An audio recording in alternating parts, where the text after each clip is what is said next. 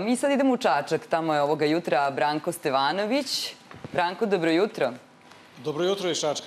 Kažu da je Kancelarija za mlade u Ivanjici jedna od najaktivnijih. Tako je, ova kancelarija zaslužuje sve pohvale jer već nekoliko godina Kancelarija za mlade u Ivanjici prednjači u realizaciji programa koji su od posebnog interesa za mladu generaciju. Glavne aktivnosti su na poboljšanju materijalnog položaja koji je zbog visoke stope nezaposlenosti najveći problem. Pored toga, brojne su aktivnosti i u drugim oblastima.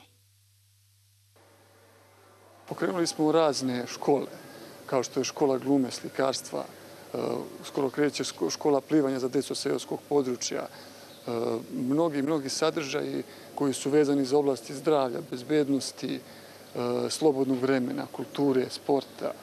Bukvalno, Kancelarija za mlade opštine Ivanjica je servis mladih sugrađana koji dođu sa svojom idejom i kažu hoćemo da pokrenemo, na primjer, školu glume. I mi od škole glume sad imamo amatersko pozorište mladih Ivanjice koje je registrovano i već za sebe ima 5 predstava. To je jedan primjer dobre prakse koji nastupa na brojnim, da kažem, festivalima u Srbiji i uzima određene nagrade. Iz Ivanjičkog kraja i sledeća informacija u prilikama kod Ivanjice. Sutra počinje 12. festival izvorne srpske pesme. Učestvovaće oko 80 ženskih i muških pevačkih grupa iz Srbije i Republike Srpske.